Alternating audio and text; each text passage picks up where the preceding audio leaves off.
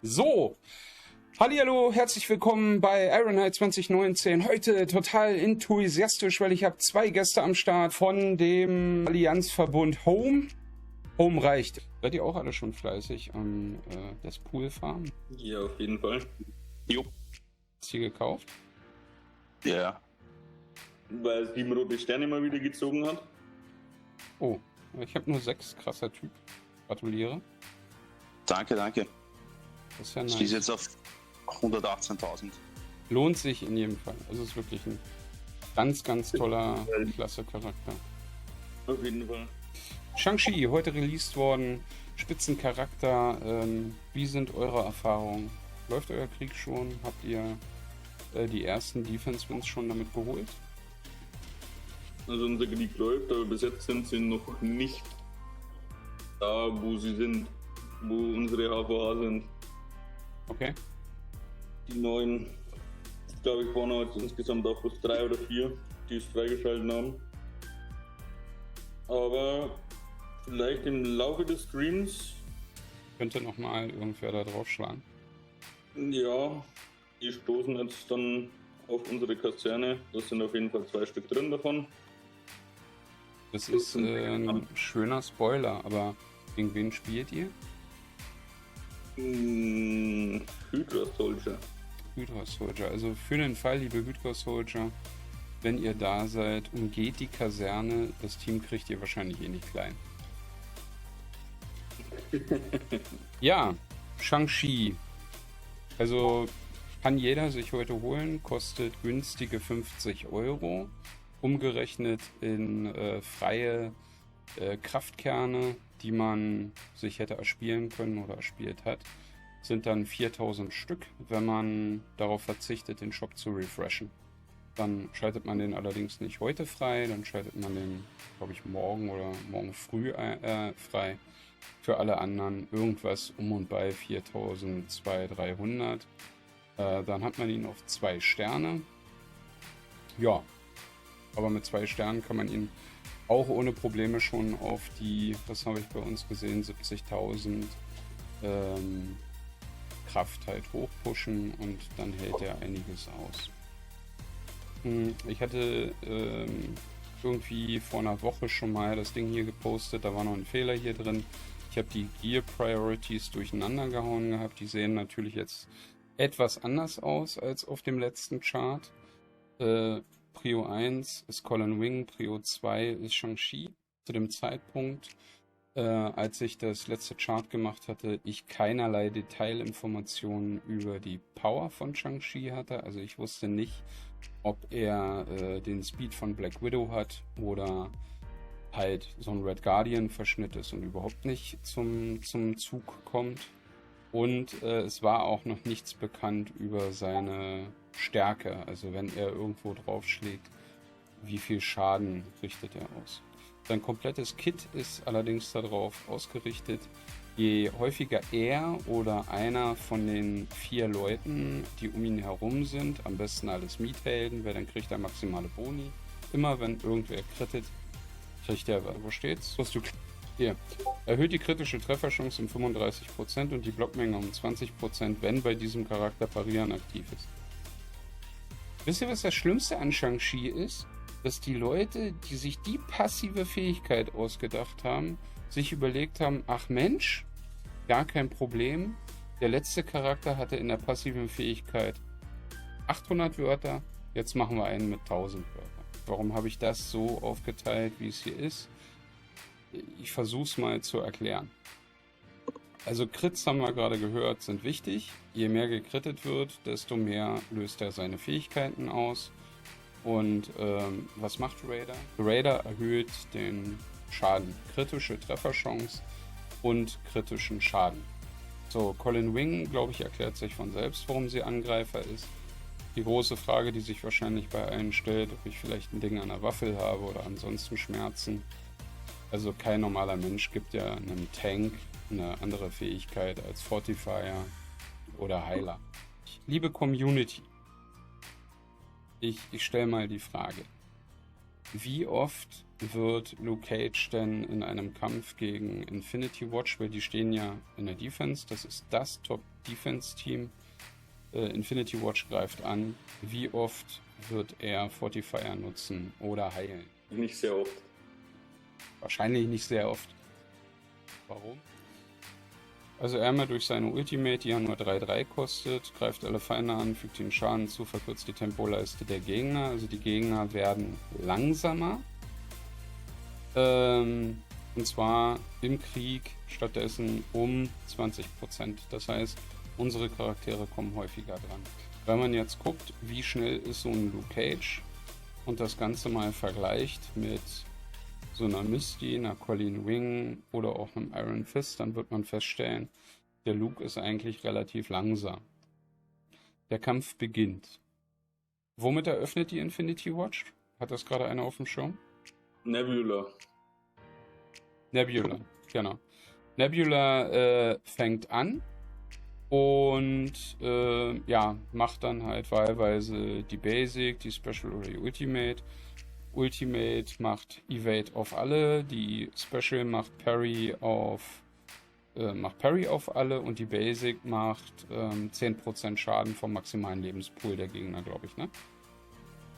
Das Primärziel. Welchen Charakter möchte man als erstes weghaben? Der Fokus war bis dato eigentlich immer auf Colleen. Colleen, okay. Colleen steht jetzt nach meiner Aufstellung am weitesten entfernt zu Luke Cage. Okay, also Nebula hat angegriffen, hat jetzt Colleen Wing als erstes auf die Fresse gehauen, vielleicht sogar richtig Schaden gemacht. Aber wahrscheinlich noch keine 60%. Wer haut dann als zweites drauf? Füller? Oder ist das Gamora? Gamora, glaube ich, mit einem Assist erstmal, ne? Also die wird schon droppen auf 60%, kann das sein? Ja, denke ich auch. In dem Moment, bumm, Ping-Pong, Luke Cage spottet. Was passiert als nächstes? Jetzt müsste man das Tempometer halt vor Augen haben. Es kommt noch ein Angriff von der Infinity Watch und dann gibt es eine ganz komische Kettenreaktion. Das erste, was passiert, Off-Up, hier mit Angreifer, Colleen Wing schlägt einmal auf die Infinity Watch. Der nächste, der kommt, ist dann theoretisch Shang-Chi. Wir sehen es ja leider nur, wenn wir angreifen. Es gibt vorher noch einen Assist von irgendeinem. Kann sein, dass der crittet. Wenn der crittet, dann gibt es hier wieder einen Parry-Bonus. Wenn der Parry hat, dann macht er mehr Schaden, trifft schneller kritisch. Auf jeden Fall macht er 1. Wenn er dran ist, seine Ultimate ist voll aufgeladen und er zieht die durch. Er nimmt sich dann das Target, was von einer AI am gefährlichsten eingeschätzt wird. Das wird mit hoher Wahrscheinlichkeit Fuller sein. Manchmal ist es auch Moondragon. Und dann haut er drauf, kriegt einen Bonus von, jetzt muss ich wieder nachgucken, 175%. Ich habe das immer nicht im Kopf. Hier unten von 100%. Er kriegt einen Schadensbonus von 100% pro aktiven Buff auf dem Ziel, was er angewählt hat. Wir haben gerade gesagt, Füller Well. Jemand einen Überblick gerade, zufälligerweise von euch beiden im Stream, wie viele Buffs Füller Well am Anfang so hat?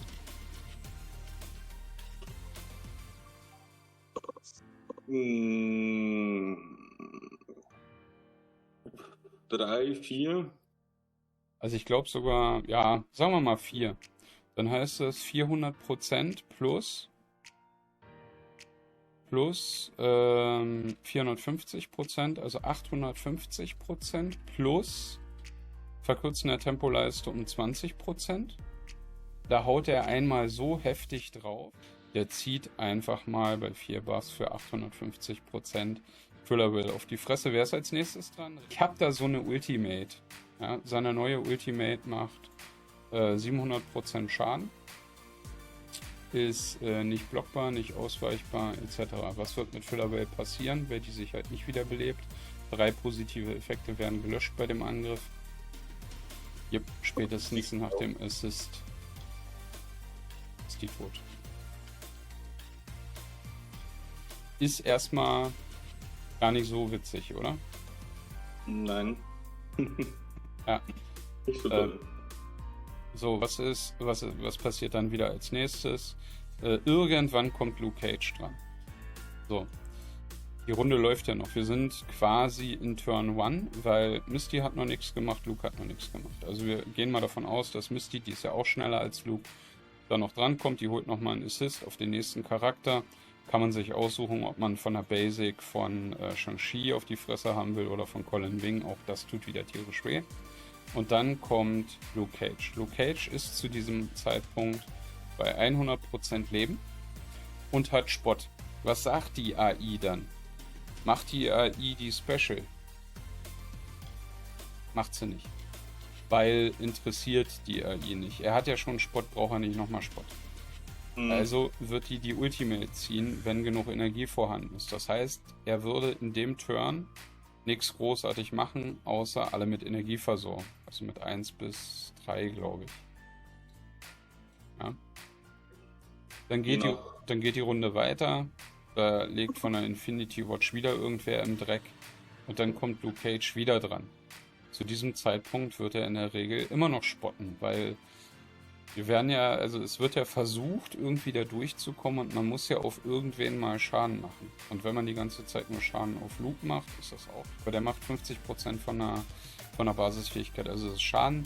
Aber ein Assist mit Skirmisher macht, Skirmisher macht auf ISO 8, ich glaube ab 5, entfernt einen positiven Effekt und auf ISO 8 Blue 2 positive Effekte. Richtig? 5, 2 positive Effekte, ja. Ja, also immer wenn der assistet. So, würde der das machen, wenn er Healer ist? Würde der das machen, wenn er Fortifier ist? Nein. Dieses Team hat aber sehr viele Assists. Und darum macht es schon Sinn, auch aus seinem Assisten Vorteil zu ziehen. Und wenn er dran ist, dann macht er zusätzlich ja auch noch einen Verwunden-Effekt, der wiederum bis auf 3 hochstackbar ist und erhöht den Schaden auf dem Ziel, was er markiert hat. Gesundheit, mein Liebling. Pro Stack 10%. Das spielt natürlich wieder unserem Crit-Monster und der charmanten Lady hier drüben in die Karten. Also das ist das große, furchtbare Geheimnis, warum ich ihn auf Skirmisher gesetzt habe und warum ich weg bin von Healer und von Fortifier und warum ich das auch schon vor über einer Woche getan habe. Ja, die Überlegung steckte dahinter und also nach dem heutigen Krieg kann ich sagen, ja, war alles richtig. Hat jemand dazu eine Frage? Nein. Ich nicht zumindest. Supi. Ja, also das war mir wichtig, weil halt viele Anfragen kamen und ich musste mich auch wieder massiv anfeinden lassen aufgrund dieser Entscheidung. Und ich mache halt auch, dafür möchte ich mich entschuldigen, liebe Community. Ich mache immer den Fehler, schick sowas raus und gebe keine Erklärung mit. Wahrscheinlich wirkt es dann einfach wirklich so, als wäre ich völlig bekloppt. Bin ich ja auch. Aber unbeabsichtigt.